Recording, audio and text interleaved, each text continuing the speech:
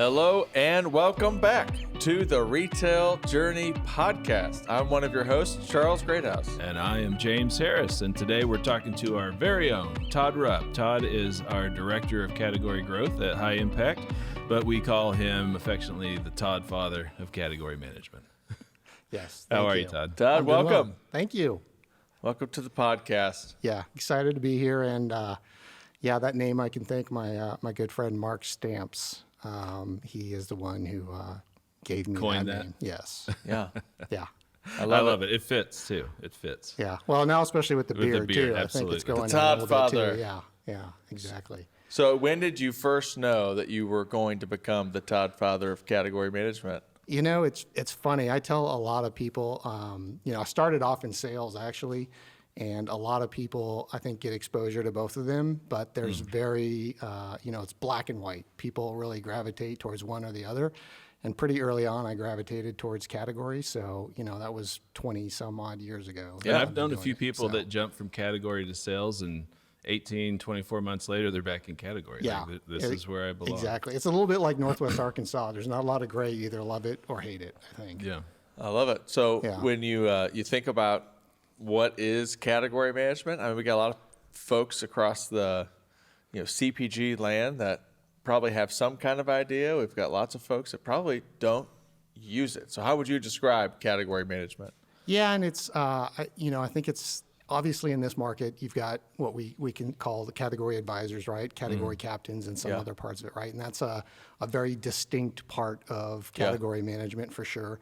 For me, kind of category management overall, right, it really boils down to one thing, right? Like you are understanding how to grow the category, right? And whether you're a category advisor or just a category manager working with your sales team, your number one responsibility is figuring out how to grow the category, regardless of brand, regardless of product, regardless of any of that. So you're kind of taking all of that information to figure out, how is the category going to grow, right? Yeah. That's ultimately, I think, what it comes down to.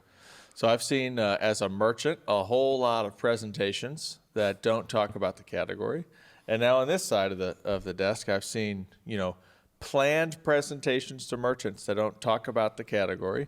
So you telling me that putting the category at the center of the growth story, or how do you advise someone who's maybe stuck in the lane of like, I'm here to talk about myself and to make sure that my brand is in front of the merchant? Yeah, and it's, you certainly understand, especially with kind of emerging brands and somebody's company, it's their baby, right? Like and it's all they know. It's they want to talk about it and they put their heart and soul into it, developed it, right? It's understandable that that's where they want to spend their time talking. But really it's, consumers don't buy products. They buy solutions, right? Yeah. And you need to think about what unmet need or what are you meeting, from that consumer's perspective, right? And that's ultimately what you want to try and sell to a merchant or anybody is your solution, right? What problem are you solving for that consumer? So it's, that's really important to start there, right? And it's also, right, it's really hard to think about, most merchants could really care less, right? Like they're ultimately responsible for the category growth, right?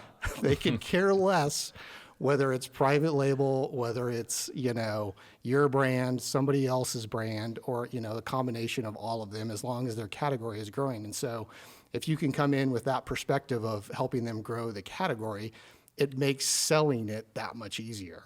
I mean, you hit the nail on the head, Todd. As a recovering merchant, which is how I refer to myself as not a merchant anymore, but always a merchant. The easier you make the analogy between what you're doing and how it affects what I'm trying to do as a merchant, which is grow the category, the easier it is for me to say, oh yeah, that would help me accomplish my goal here, which doesn't necessarily have to do with selling your brand. It has to do with solving my customers' problems. Well, nobody comes in, or I hope nobody would come into a buyer meeting and say, you need to buy this so I could take share from brands that are already on the shelf. Right? Yeah. You would hope to grow the size of the pie. Yeah, exactly. So we talked a lot about Walmart Luminate on here, and it's not specifically a category management tool, but I would say it does have category as kind of a central focus along with the shopper, the customer. And you've been working with Luminate really since it came on the market, right? So let's talk a little bit with your time, at previous companies, how you worked with those companies to make the transition from decision support to Walmart Luminate. Yeah, absolutely. And it's, it certainly is a journey for sure. I like to give Charles a hard time with it that, it was probably launched before it was ready for prime time, right? So there were a lot of bugs, a lot of issues with it. And it was a major investment, right? For any company, it's a major investment. And senior leadership wants to see that return on that investment sooner rather than later, right? For our team, it was a little bit easier, right? From a having a big category advisor team, having a team of people that are, in shopper data on a regular basis, understand those metrics, understand what they're telling them. So what we saw and what we continue to see today is the category teams pick it up quicker than the rest of the organization. But the tool was built for the whole organization, right? Yeah. And so for us, it was really important. We also knew going into it, right, that change management was going to be huge. People are so used to using Retail Link for, 20, 30 years, some people, that a brand new platform, brand new data, brand new interface, right? There was going to be a very, very steep learning curve. And we needed the resources to have somebody that became that subject matter expert really, really quickly. And so, we were fortunate that we were able to convince the senior leadership to bring that on board, right? And so we had that. But that's the tough part about, even bringing it on today is just that. Like, it's still this massive amount of new data. It's a different platform. The metrics are named different, right? There's all of these different things that are coming on board all at the same time. And even the category managers who understand that data, right? They had, 40, probably 50 or sometimes 60 hour a week work weeks already. Yeah. And now you're piling that on top of them, right? And so it was really important that we, and again, right, getting that adoption from the broader organization was important as well too. So first and foremost, right, you got to make sure the data is accurate, right? And so that involves a lot of looking at what items are where. Does it have all of the items? Are items mislabeled? Are they in the wrong category, right? Because as you start to pull that data in, if all of that stuff is not correct, then what it's spitting out isn't correct either, right? And so taking that very kind of foundational approach of like, let's make sure the data is correct. Let's make sure, we've got it in a way that we want to analyze the business, which is a whole nother topic, right? From an attribution standpoint of the data. And then, laying out a plan to, how do we bring this to fruition? A, on our local Walmart team, B, on our category team, and then really importantly with this new data, our corporate team as well too, because there's a lot of use cases for the corporate team as well too, whether it's, a brand management, finance, shopper marketing. There's a lot of information that Luminate brings that is, super valuable to that part of the organization as well too. But having that plan of knowing that this is going to be a lot of new information and new data, and how do we get to where we want to be, that's probably the biggest thing I could tell anybody that's kind of stepping into it. Yeah. Well, and coming from the CPG side of the business more than the retailer, the firewall between sales and category management has always been, very clear what lives on one side and what's not allowed to live on the other side. And while there's still a firewall, there's still information that category doesn't share with sales. They now, for the first time, have visibility to mostly the same data, right? So how does the firewall component of this evolve, and are category teams able to start talking more with sales? Yeah, absolutely. And that was, obviously a big question at my last organization as well too, right? Like, hey, we're, how much of these guardrails are coming down now that we've got, very similar views of that? And I would say, absolutely the traditional guardrails and firewalls and the curtains, right, are still there, right? Everything, discussions you have with the buyer as an advisor, confidential, innovation that's coming, all of that stuff that traditionally has been behind the firewall is still there. Now, relatively, over the last several years, right, the introduction of syndicated data and, Circana and Nielsen, you've got visibility to that category information too. This is the first time, though, right, where you've got Walmart-specific shopper information on your category, understanding what those shoppers are doing for your sales organization and your category organization and your, broader organization as well, too, right? So I think the conversations are certainly going to change, and they should change, right? And I think, I don't know if that was ultimately Walmart what they wanted, right? But I think they understand that that can bring a lot of value to them as well, too. Especially if your power users are on the category side, like Right. even if just from training and facilitation of how to use the new tool. Absolutely. And I think it's also, right, there's going to be this expectation now, though, as well, too, on the sales team, going back to this, right, selling from a category perspective. Yep. You now have all of this category information. Again, goes back to how is your product helping me grow that category? And you can bring those, shopper metrics and shopper information into the conversation. And I think that's going to become the norm now in a lot of the, line reviews and conversations with the merchants as they start to get more familiar with it as well, too. Yep. Oh yeah, we've seen it. Areas of the store where you can't show up to a line review without having a clear customer-centric point of view as you walk in. And for Walmart, that currency, that knowledge base is the Walmart Luminate system.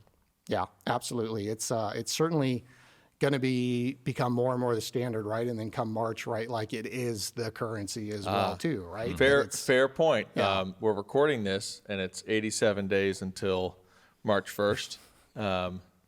It is Taylor Swift's 19 days till boyfriend's Christmas. number. 19 days till Christmas. Yes. Maybe I should be counting that more so. You've got the Luminate Basic, Luminate Charter. Primarily, we've been talking about Charter. Correct. Because Basic is kind of like DSS, but less. Some things that are a little bit more, but different. Correct. Very different. Very different. So looking at shopper behavior specifically, there's 22 reports that. So what are some, from your experience, I think you've probably been on the using side of it more than Charles or myself. What are some of the best practices that you've kind of uncovered around shopper behavior? Yeah, I think the first one is probably right, and it's kind of the report that gets used a lot is the performance and detail report, and that really gives you that true picture of the channel breakout of your business, right, that we really, really haven't seen before. And so that really becomes a great tool to kind of understand, on an ongoing basis, what's driving your business, which channel, what products in that channel. Again, you can get into, the type of customer in that channel on that product is driving that, right? So very, very detailed, really good understanding of that, kind of, and I don't like this word, right, but omni perspective, right, and where the growth is really coming from and where you might want to focus.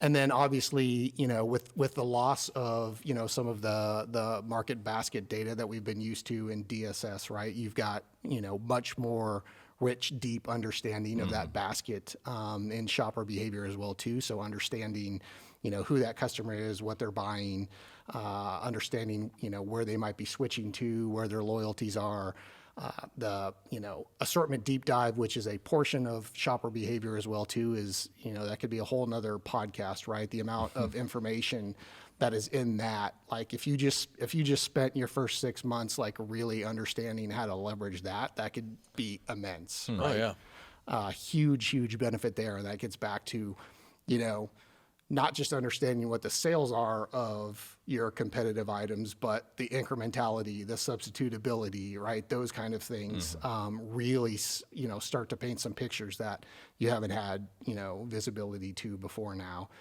Your best customer, right, is an interesting report that you can dive into that as well too. And then it's also about, the customization, right? And I think that's something that people don't really understand about the tool as well too. Charles and I have talked about this a lot, right? It's It's very much customizable, which is great on the one hand, and then also kind of a pain in the butt on the other one, right? Where you can get, super, super detailed and get to any level that you want to, but you have to put in the effort to create those customizations, whether it's attributions, whether it's creating custom groups of items. And it's got to be done right. Yeah, exactly. And maintained, So super, super, complicated from that perspective.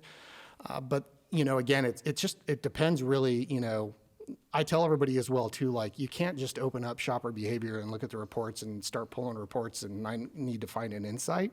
You got to start with a fundamental business question, right? That you're trying to understand, whether it's about your shopper, a competitor's shopper, the Walmart shopper in general. And then what you'll find is you'll dig into one report and that will generate some more questions that you want to go try and find the answer to. What are some of those questions? So, think back, Todd Father, to the old Todd Father days where you didn't have access to Luminate, and there's questions where you wanted to be able to ask, and you could potentially get your way there with some panel work, but you knew full well the merchant was going to look at you and be like, okay, super neat. Yeah. That someone else's customers think this.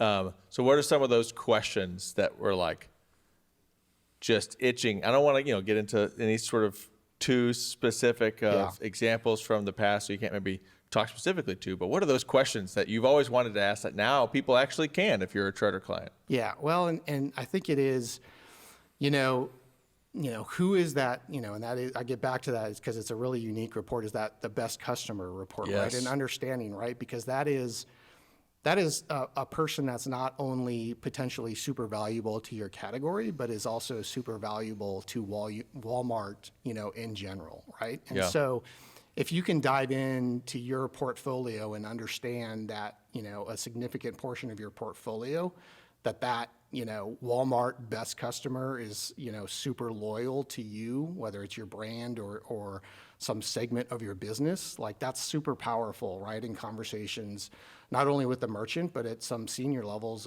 with Walmart as well too, right? So I think, we never really understood, how valuable, even an item, let alone a category or subcategory might be to Walmart consumers, shoppers in general. Well, you can absolutely find that out now. And then I think the other thing for me is, you're always wondering about incrementality of line extensions and stuff you're bringing in, and where's the source of volume coming from? Are you just swapping paint? Are you bringing new customers into the category, right? Going back to, are you growing the category, or are you just, trading paint with your competitors? Never really could get to that at the level that we have, right, at Walmart. To your point, there's some other data sources that you can use to help understand that.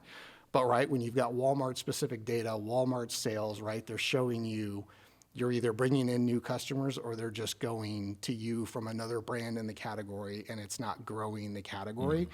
That's a level that we've never, been able to get to as well.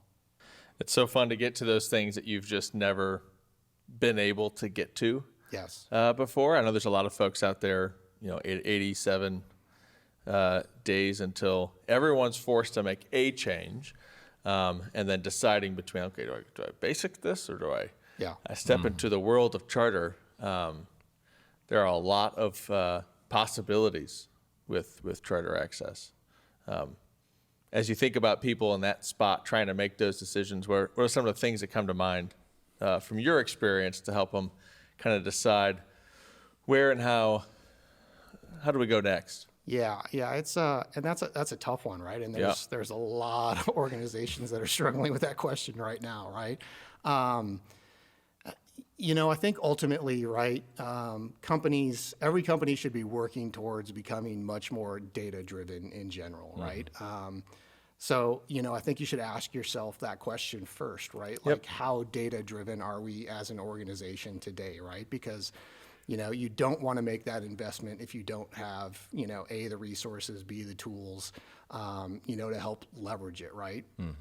The second thing I would say is, how do we plan to use it? Again, right? Like this, it's not a silver bullet.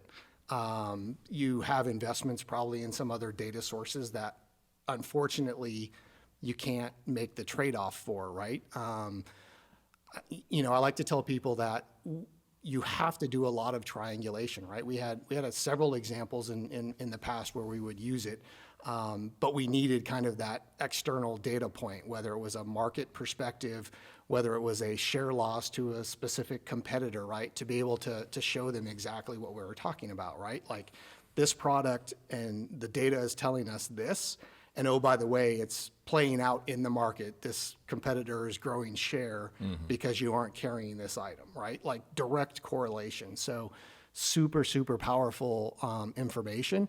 And so you can't just make a trade-off between syndicated data and Walmart Luminate data, right? And so as you start to think about, what types of data do we want to have? How does our organization operate? Those are the types of questions that I would be thinking about.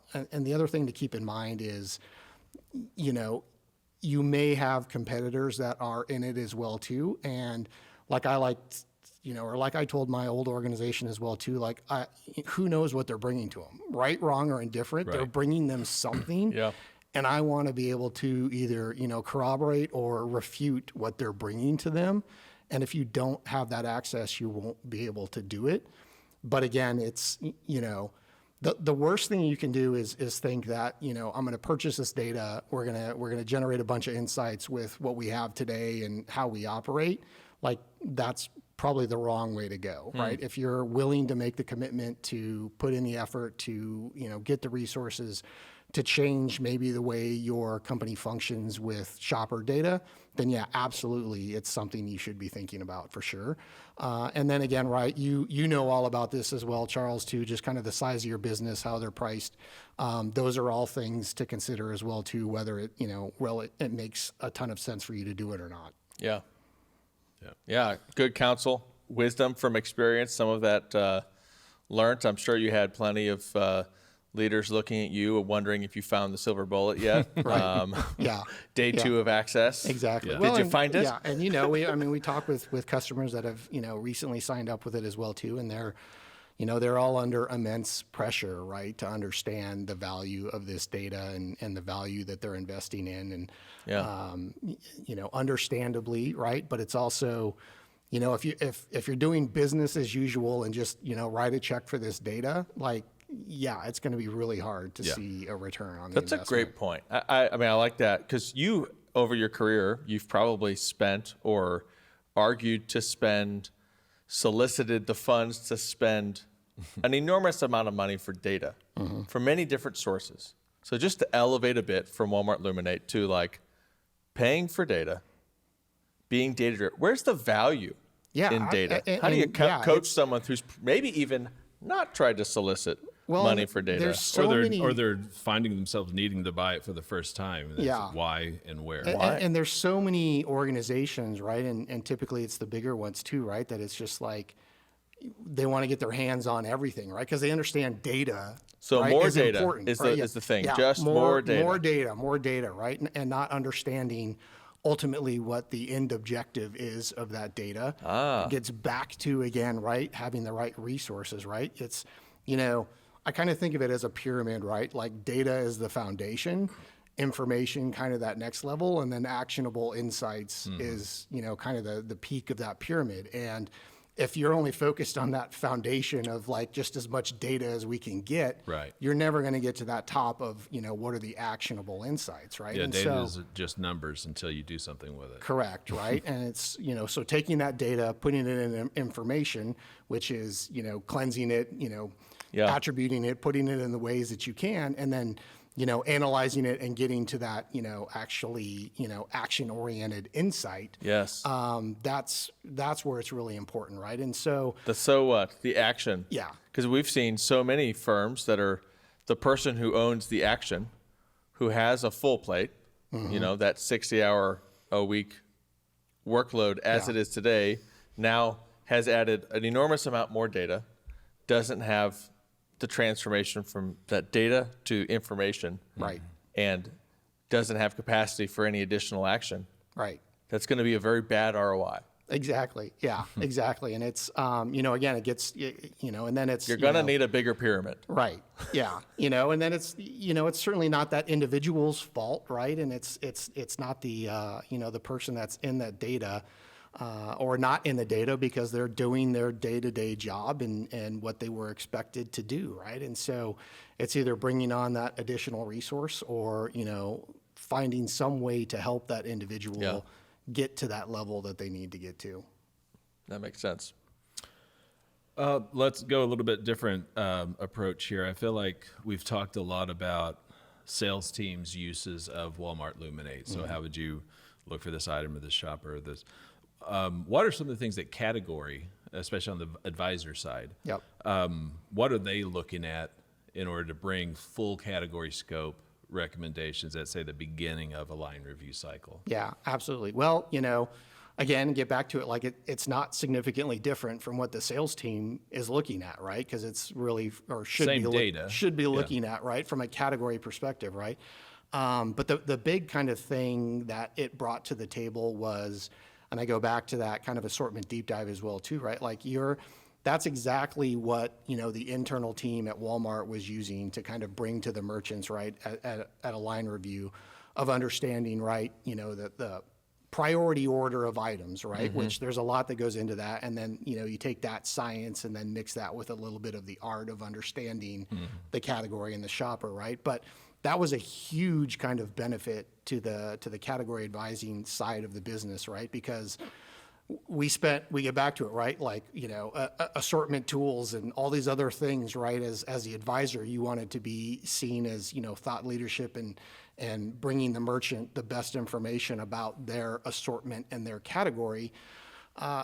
This makes that a lot easier from a Walmart perspective. One caveat to that, right, again, though, is that you're missing that, broader market perspective, right? So again, it goes back to it's not the end all be all. You still need to see what's happening in grocery, what's going out there, right? But from a Walmart specific perspective, like it saved a ton of time of understanding, the assortment in the category, what truly is incremental, what is substitutable, what can I potentially delete, and then running those scenarios as well too to see, hey, I'm thinking about deleting this segment entirely. Like, what is that going to do to my business, right? The tough part of that is, you obviously, it's only as good as the data that goes in it. And so what you're planning on bringing in from an innovation and new item perspective, it's only as good as what your assumptions are of, those sales rates and those sales velocities. But it's a great place for us to start and really saved a lot of work as well too. Clustering is another one, right, where you can kind of look at, store groupings in a different way than you have in the past. And that was always kind of a big, line item or topic with a merchant as you were going through a line item or a line review of understanding, like, A, do I need to change clustering? B, how are they performing? What would we do differently based on new information or new data? Right. So that was huge as well too. And then, again, I go back to it. Even as category advisors, we didn't truly have a multi-channel, vision of the category. We now have that and are able to make those recommendations to the merchant as well too, and understanding, what segment, what, items might be working better in one channel versus another. Yeah. So there's a lot of folks that don't have a category team, that don't maybe deploy category management. Now they've heard from the Todd father, and they know they need category management.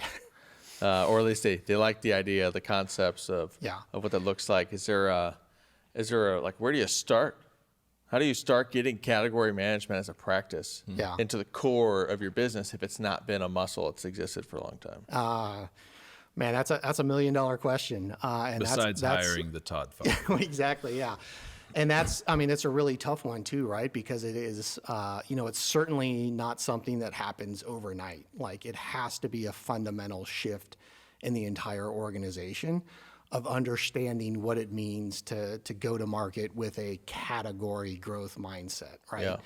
And, there are companies that I think are continuing to work in that direction. And I think, moving, in the right direction for sure. But ultimately, it goes back to, again, too, right? I talk about it that, people don't buy products, right? They buy solutions. Yep. And, from a category perspective, it's all about starting with that in mind and understanding the needs of that shopper, the needs of the consumer, right? Whether, it's understanding human behaviors, human, needs. That's where it all really starts, right? And then, where your product and your offering and your portfolio fits into meeting those, that's kind of where the rubber hits the road. But ultimately, if you're not building the entire organization on that level of thought into how we're going to grow this business, it's really, really difficult. Well, there's a serious level of intentionality needed Absolutely. there. So when I was a sales analyst at Unilever, and I was getting ready to move to another retailer to move into category management, I was put into a 1 week category management training thing. And my understanding of it at the time was drawing mods. Mm-hmm. So we're halfway through the first day. So where's You're the not JDA? alone. Where's the, You're not alone yeah, in that and that was the understanding. first exposure I had to like a decision tree, a switching tree, a gap analysis, the way to kind of break down a category. And it really is a whole universe of selling tools that's out there. Well, if anything, more than a mod, more than any of the specific tools, it's almost a cultural bent. Yeah. To, as you look at the customer, understand the root behind. I think that's why I'm drawn to some of the emerging brands that we work with, where like they may not call it category, but their entire ethos is around customers have this problem and they have all these compensating behaviors, and they're compensating, they're taking a second-rate choice because the solution doesn't exist, so we built the solution. Right. Well, that's a category management The mindset. tough part is teaching them how to sell that without And now, injecting their brand Correct. into everything. Right? and then because if you say that the overall is true, and then we happen to meet it, it's going to stand the test of time. Right. And then there's even almost organizational design element to how you approach category as a company. Yeah, it's crazy. And I think I showed you guys something that, I've known this all along as well too, but I sent you that, you can look at it and, five different options, right? And one of the options is, walk through this use case. I love this. Yeah, the category is up, 10%, but your brand share is down 5% is one of the options. Like, if you were planning for that, would you choose that, right? You brand manager or, VP of sales, right? Yeah. Like, would that be your choice? Not ideal. Probably 9 out of 10 are going to say no, right? Well, you do the numbers, right? And over a 5-year period, if the category grew that much and you lost that much share, it's probably about 30% more dollars in your pocket for the brand than almost the other way around, right? If you grew your share 10% and the category was, down 5%, you're going to lose a lot more money, right? And so it puts it very, very plainly, right? And that's something we should think about, right? We'll link it in the notes. Yeah, you talk about talking to somebody, an emerging brand or somebody or a company, right? Of like, Charles, why do I have to sell the category? Like, this is my product, right? Well, here's why, right? Like, you could grow all this share, right? If the category doesn't grow, your bottom line is going to look worse than, working on figuring out how to grow that category, right? And so it's, to me, it's a little bit of an eye opener. And like, it's, I've worked at some really big branded companies, right? And there's a lot of times we felt like, hey, what can we produce at a really high profit margin? Now, where are the insights to support it, right? And so that's the last place you want to be. Cart right? before horse. And trying to sell to a merchant or any retailer, let alone Walmart, right? And so, again, it goes back to kind of, creating that mindset around, category growth and generating products that meet those needs and that, human understanding of, where is this, product fit in from that perspective versus, hey, they're looking for new flavors. Like, I love it. That's not where you want to be. Yeah. I love differentiation without it being better is just something different. Correct. Yep. Or meeting a need that's not currently being met. Right. Right. All right. Ready for lightning? All right. Oh boy. So what are you reading, or what have you been reading here lately? I've actually, podcasts are my new thing, right? And one of the ones I really love is his name's Jeff Lerner, and it's called Unlock Your Potential. And he's got a really great story. He dropped out of high school. He became a jazz musician for about 10, 15 years. He worked, and he lived in Houston at the time, and so he got to work in, like, the owner of the Houston Astros and the owner of the Texans. Like, he'd do their dinner parties, right? But that's how he got his network. And so now he owns a company. It's called the Entree Institute, and it's basically helping people become entrepreneurs, or entrepreneurs, people that are already entrepreneurs. How do they help them kind of get to that next level? But it's also about just understanding, like, every individual has probably this untapped potential that they don't really understand. And so that's been a really cool one to kind of get hooked on. And he has some really, really interesting guests. I love it. Yeah. Next one's a zinger. What's the biggest retail failure that you've either been a part of, I think, or seen? Because I'm sure you've got some stories of like, oh yeah, that didn't go the way we thought it would. Oh man, I got to be careful with that one. I don't want to throw anybody under the bus on that one for sure. The bus has backed over a lot of people. But I will broaden it to kind of get back to what we were talking about, right? Where I think the organization thought we were creating a category driver and understanding what the need was. It started with innovation. Yeah, exactly. Started with the product we're going to sell. And it got back to, and it just did not work. Yeah, a lot of things as well too, right? And it's also, the price point was probably the biggest one of that. And, for whatever reason, I'm not exactly sure why the price point was where it was. And I will tell you that it was in kind of the kind of better for you, natural, kind of that kind of thing, where it was like, oh, that's the trend. And like, well, did we really understand what, again, going back to that human need and want and was. Well, there were lots of launches around that time that were better for you, natural, premium, organic kind of a thing, and they all failed. And then there was this resounding message of like, yeah, customers care. They're just not willing to pay more for it. Right. And that was spread across Walmart very quickly. Exactly. Like, this is great, but some which greenwashing. gets back to the, there's so much too in the, and I love primary research. It's certainly a great tool, right? But getting back to it, Luminate versus like what they actually do versus what they say, right? In a primary research, like that is super powerful. And hopefully organizations start to use that as well too, right? Prior to launching something that, maybe a focus group tells them it's the next greatest thing. Yep. Go back and look at kind of their shopping habits, and you use the one, right? I have a made up story. Right? I'm sorry that this just in, hot take. I've made this story up the whole time. Yeah. From the beginning of founding Data Ventures and the whole time I've made this story up of, so customer perception, the primary research tool within Walmart Luminate, uses actual purchase history, which is incredible because self-reported purchase history can be inflated from a number of reasons. And so it's like, you may say you're an organic or a natural consumer, and we totally believe you. That's great. And you buy double stuffed Oreos twice a month. And that's fine, And if you're Mondelez, it's like, you don't have to stress. There's no organic Oreo. It's because double stuffed Oreos are the right Oreo. Like, try to prove me that single stuff is better, and like I've got an argument, and I'm ready to have it. But either way, Oreos, they don't have to worry about. Right.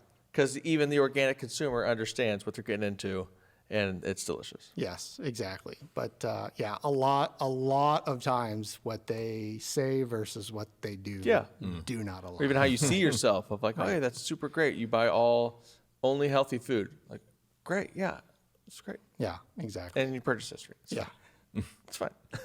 And I know a little bit of the answer to this one, but what do you do to relax? What are your hobbies? Yeah, you definitely know this one. So fishing is the biggest one. Any type. I mean, I definitely, He offers the lure the fish can't refuse. yeah, grew up in Colorado, so did a lot of fly fishing as a kid. Still love it. It's probably my top one. And a lot of people don't know, like, we live in a fantastic area for fly fishing. The tailwaters, might not be the native, Colorado high mountain stream, but, you go over below Bull Shoals Dam and like, it's a world-class trout fishery. Yep. And the two biggest fish I've caught in my life are over there.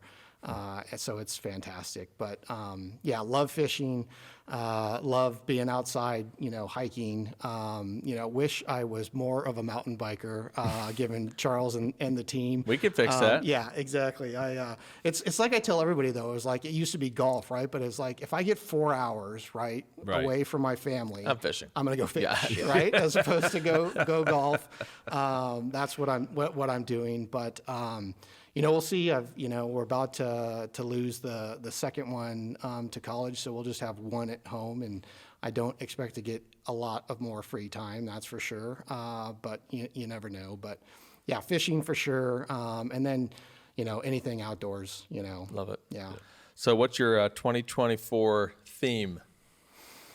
Oh man, yeah, I guess we're at that time of year, right, where you start to think about that. I unfortunately haven't started to think about that. Great. But I think for me it's and I've got 3 kids, right? One in college already, one about to go in college, and then one in junior high, and it's amazing how different they all can be, right? But one of the big things for me is just the being consistent with something and trusting the process of what you're doing. Yeah. And so for me, I think it is, this is, coming up on a year here at High Impact as well too, but it's been an interesting year for sure too, right? But I think it's important to trust the process, right? Yeah. And what we've been building to. So for me, I think that could be a pretty good theme in 2024. The analogy that explains 23 the best to me is changing the wings on the aircraft while we're in the air. Absolutely. Yeah, absolutely right. And that's, this market is, we tried to, preempt that with a lot of people and tell them what we thought might be happening. And 2024 is going to be one where we'll probably still be doing a lot of that as well too, but it will be an actual reality. So that will be, trust the process, I guess, right? Trust the process. Here we go. Well, thanks so much, Todd. It's been great talking to you today. Yeah, thanks, Todd. Absolutely. I appreciate it. Thank you, guys. Thank you. And thank you for listening. As always, you can check out all of our podcasts on our website at highimpactanalytics.com, Apple Music, Spotify, or wherever you get your podcasts. Thank you.